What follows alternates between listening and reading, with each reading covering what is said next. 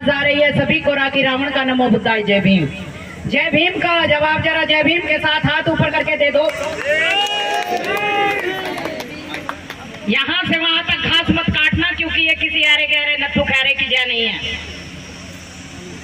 तो जरा जोर से बोलो जय भीम। जिन्होंने नहीं बोला एक बार फिर बोल दो जय भीम। बहुत बहुत धन्यवाद। यहाँ थोड़ा सा टाइम मुझे इस मंच पे मिला, मैं इनका आभार व्यक्त करती हूँ और बात करती हूँ मान्यवर साहब काशीराम जी की, क्योंकि DS4 की स्थापना किसने की? साहब मान्यवर काशीराम जी ने। अगर साहब मान्यवर काशीराम जी बाबा साहेब को ना पढ़े होते तो वो DS4 की स्थापना कभी ना करे होते। साहब मान्यवर काशीराम जी बाबा साहेब की बदौलत पढ़ लिख कर जब अधिकारी बनते हैं, लेकिन 14 अप्रैल की छुट्टी जब उन्हीं के ऑफिस में दीना भाना जी को नहीं दी जाती है तो वहां कोराम शुरू हो जाता है। तब तक साहब जी को नहीं मालूम था कि बाबा साहेब क्या करके चले गए, क्या भारत के लोगों को देकर गए हैं। छुट्टी नहीं मिली, वहां उनके साथ अभद्रता की गई और वहां पर उनकी पिटाई भी की गई। जब इस बात का पता साहब जी को लगता है कि आखिर तुम्हारी पिटाई क्यों की गई, तो साहब जी ने उसी को ठोक डाला जिसने दीना भानाजा की पिटाई की थी और 14 अप्रैल की छुट्टी है उनके लिए निर्धारित कर दी और उन्हें ये कहा कि मैं तुम्हारे साथ हूँ। अधिकारी वो थे, वो प्रतिज्ञाएं ली। जैसे ही वो बाबा साहेब को पढ़ने का काम करते हैं उनके दिमाग में क्रांति पैदा होती है और वो क्रांति ऐसा जन्म लेती है कि युगों से युगों तक ये भारत के लोग मान्यवर साहब काशीराम को कभी नहीं भूल पाएंगे। वो क्रांति उसी दिन उनके जहन में गर्म कर जाती है और वहां पर वो प्रतिज्ञा लेते हैं कि अब मैं अपने घर में नहीं जाऊंगा, अब मैं शादी नहीं करूंगा, अब मैं परिवार के लोगों से कोई नाता नहीं रखूंगा, अब मेरे परिवार में कोई भी मौत हो जाएगी, शादी विवाह होगा तो मैं वहां नहीं जाऊंगा, मैं कोई भी प्रॉपर्टी अपने नाम पर नहीं रखूंगा, मेरे लिए ये पूरा बहुजन समाज ही मेरा घर है। ऐसी प्रतिज्ञा, ऐसी कष्ट मान्यवर साहब काशीराम जी लेते हैं और बहन माया कुमारी जी का हाथ पकड़कर आप लोगों के बीच, हमारे पूर्वजों के बीच लाकर एक मजबूत आयरन लेडी बनाकर बहन जी को इस यूपी की 4 बार CM बनाने का काम मान्यवर साहब काशीराम जी कर देते हैं। ये काशीराम जी की ताकत थी कि बहन मायावती को यूपी की 4 बार CM बनाया थी या नहीं थी? ये सोचने का काम कौन करेगा कि अगर मान्यवर साहब काशीराम जी बहन मायावती को आयरन लेडी का खिताब दिला सकते हैं, बहन मायावती को यूपी की 4 बार CM बना सकते हैं, तो ये प्रतिज्ञा कौन लेगा कि हम भी अपनी माँ बहनों को वो शिक्षा जरूर दें कि जिससे वो बाबा साहेब के मिशन मूवमेंट पे चलकर इस देश की सत्ता। अभी मेरे भाई यहाँ कह रहे थे कि मैं अशोका का अखंड भारत देख रहा हूँ। कैसे देखेंगे अखंड भारत? जब इस भारत में बौद्ध धर्म की स्थापना होगी। अखंड भारत का निर्माण ऐसे ही नहीं होगा, कहने से कुछ नहीं होगा कि अखंड भारत ऐसे ही हो जाएगा। अखंड भारत बनाने के लिए यहाँ पर बौद्ध धर्म को पुनः स्थापित करना पड़ेगा और बौद्ध धर्म को पुनः स्थापित करने के लिए जिस धर्म की आड़ में ये महिलाएं जुटी पड़ी हैं, जिस पाखंडवाद में ये महिलाएं जुटी पड़ी हैं, उस पाखंडी धर्म को ठोकर मारकर तुम्हें बुद्ध की शरण में आना ही पड़ेगा और पंचशील धारण करके अपने जीवन में अंगीकार करके तुम्हें उस रास्ते पर चलना पड़ेगा। तब कहीं जाकर सम्राट अशोका का अखंड भारत की तरफ हम चलेंगे। ऐसे ही नहीं हो जाएगा। और मैं एक कहानी, एक सच्ची घटना मान्यवर साहब काशीराम जी की आपको जरूर बताऊंगी। उसके बाद ये कहते हैं कहने दो, लेकिन एक छोटी सी घटना मैं जरूर बताकर जाऊंगी, क्योंकि इतनी दूर से 12 घंटे लगाकर आए हैं तो एक घटना मैं बाबा साहेब के जीवन की आप लोगों के बीच, क्योंकि मैं किसी भी पार्टी से नहीं जुड़ी पड़ी, BSP मेरा घर है। मैं किसी भी पार्टी में काम नहीं करती, लेकिन BSP मेरा घर है। मैं हमेशा से BSP के साथ ही हूँ और रहूंगी।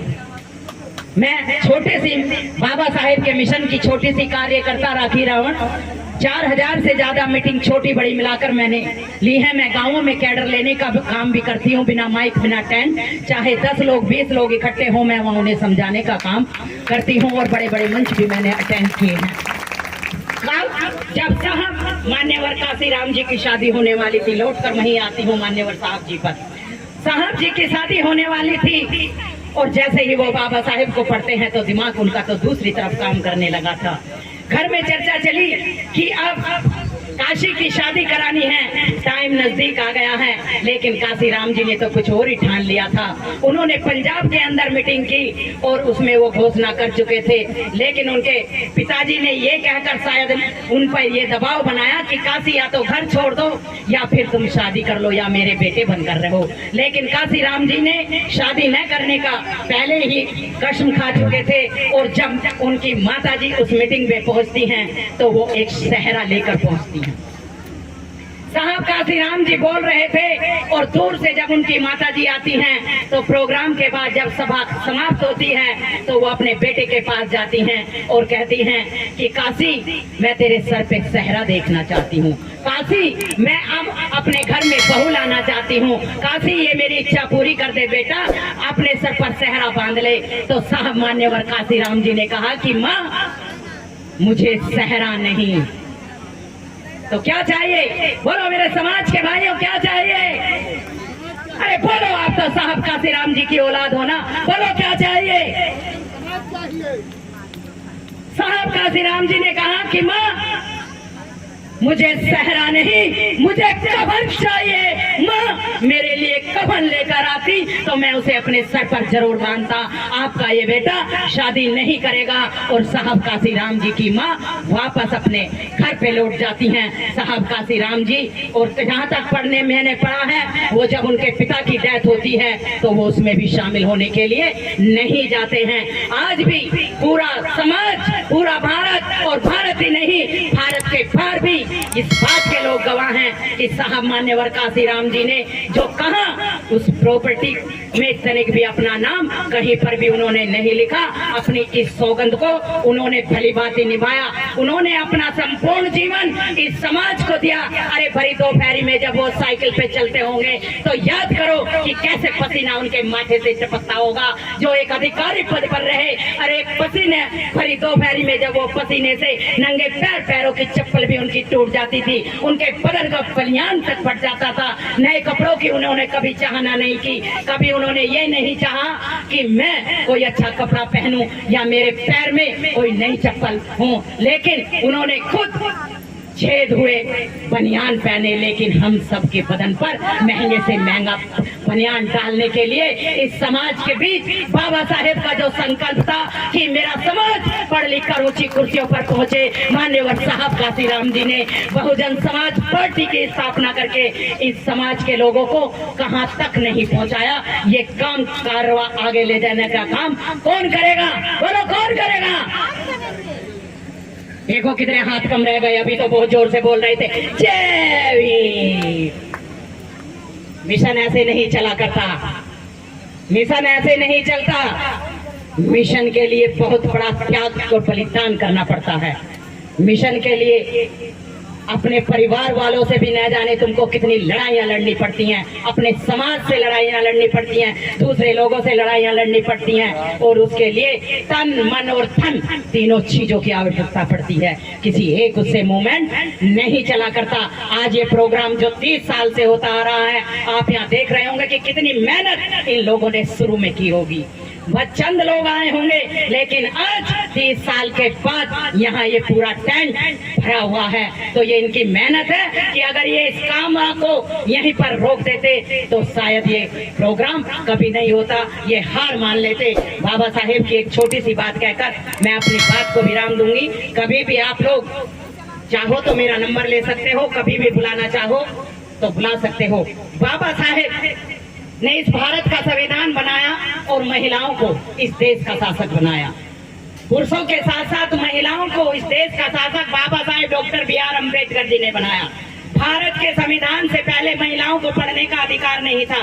आज जो महिलाएं बाबा साहेब को ठीक से नहीं जानती है, वो थोड़ा सा यहाँ से जान कर जाए। जो महिलाएं पढ़ नहीं सकती थी, वो पुरुषों के बराबर, लड़कों के बराबर कदम से कदम मिलाकर स्कूल की तरफ जाने लगी। स्कूल के बाद वो कॉलेज की तरफ जाने लगी। कॉलेज के बाद वो यूनिवर्सिटी की तरफ जाने लगी। यूनिवर्सिटी से जब इस समाज की बहन बेटियां पढ़कर निकलती हैं, तो जो बाबा साहेब कहते थे कि मैं अपने समाज की बहन बेटियों को ऊंचे पद पर देखना चाहता हूँ। कुछ महिलाएं वहां पर पहुंची, लेकिन वो परसेंटेज बहुत कम रह गया, क्योंकि मलाई दूसरे लोग मार गए और ये बहुजन समाज की महिला छाछ भी नहीं पी रही हैं।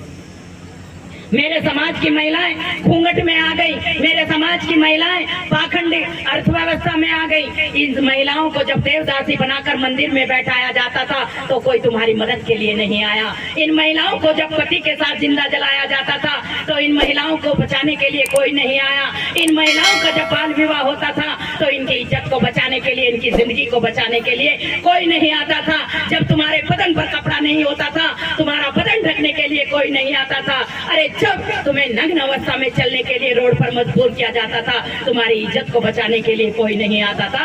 आया तो 14 अप्रैल 1851 में इंदौर महू छावनी, बाबा साहेब डॉक्टर बी.आर. अम्बेडकर, महिलाओं के मुक्तिदाता, महिलाओं के समाज सुधारक, महिलाओं के लिए अपना सब कुछ बलिदान, जिन्होंने 4 बच्चे और अपनी पत्नी और खुद अपने आप को जर्जर करके हम महिलाओं को इस देश की रानी और राजकुमारी बना दिया। तो आओ हम सब मिलकर कृतज्ञ होते हैं परम पूज्य बोधिसत्व बाबा साहेब डॉक्टर बी.आर. अम्बेडकर के, नतमस्तक होते हैं बाबा साहेब के चरणों में कि हे बाबा साहेब, ये मान सम्मान का जीवन मुझे तब मिला जब आप लंदन के अंदर भूखे पेट रहकर एक गिलास में ठंडा पानी लेकर उसमें सूखी ब्रेड का टुकड़ा भिगो भिगो कर खा रहे थे। हे बाबा साहेब, मेरे बदन पर ये सुंदर कपड़ा तब पहुंचा जब आपका बेटा गंगाधर बिना कफन के मर रहा था और आपके घर में कफन तक के लिए नया कपड़ा नहीं था। हे बाबा साहेब, मुझे बोलने की आजादी, मुझे काम करने की आजादी जब आप लंदन में दहाड़ रहे थे और आपका बेटा राजरतन उससे पहले मर गया था, तो मुझे वो सब कुछ आपके बच्चों के बलिदान के कारण, माता रमाबाई के बलिदान के कारण और आपके संघर्ष और बलिदान के कारण मिला है। तो आओ हम सब महिलाओं का ये कर्तव्य बन जाता है, सुबह उठकर बाबा साहेब के चरणों में नतमस्तक हुआ करो, साहब काशीराम जी के चरणों में नतमस्तक होया करो और बहन मायावती जी के चरणों में भी आप नतमस्तक हो जाना कि आयरन लेडी अगर बहन मायावती जी बन सकती हैं तो उनका साथ पकड़कर आप भी तो बन सकती है ना। बन सकती है या नहीं बन सकती? अरे अधिकार बाबा साहेब ने दिए हैं, भारत का संविधान बनाकर अधिकार बाबा साहेब ने दे दिए हैं। रास्ता आपको राजनीति का साहब मान्यवर काशीराम जी ने दे दिया है। हम तथागत भगवान गौतम बुद्ध का बाबा साहेब ने आपको दे दिया है। तो आप किसी भी दृष्टि से दीनहीन दृष्टि में नहीं है। तो आओ हम सब मिलकर यह आह्वान करते हैं कि हम अपना ये सर भगवान बुद्ध और बाबा साहेब के चरणों में नतमस्तक करते हैं, नतमस्तक करते हैं और इस भारत को अखंड भारत, संविधान का भारत, सम्राट अशोक का भारत, संत गाडगे बाबा का भारत, संत कबीरदास का भारत, संत रविदास जी का भारत बनाने का संकल्प हम लेते हैं। और इस मिशन मूवमेंट में जुड़कर हम अपना समय जो परिवार को देते हैं उसमें से कुछ समय निकालकर समाज के लिए अवश्य देंगे, अवश्य देंगे, अवश्य देंगे। ये सौगंध आप लोग खाकर जाओ। और जब बाबा साहेब लंदन के अंदर हमारे लिए अधिकार मांग रहे थे तो अंग्रेजों से और जो यहाँ के नेता गए थे उनसे बाबा साहेब क्या कह रहे थे? साहेब क्या कह रहे हैं लंदन के अंदर? हमें अधिकार लंदन के अंदर 1932 में ही बाबा साहेब ने दिला दिए थे, देश आजाद होता है 1947 में। तो क्या कह रहे हैं बाबा साहेब? मांगू मैं तुमसे कोई भीख नहीं, ना उधार मांगने आया हूँ। तो फिर लंदन के अंदर क्या करने के लिए गए बाबा साहेब? मांगू मैं तुमसे कोई भीख नहीं, ना उधार मांगने आया हूँ, इन दीनहीन मजलूमों का अधिकार मांगने आया हूँ, अधिकार मांगने आया हूँ।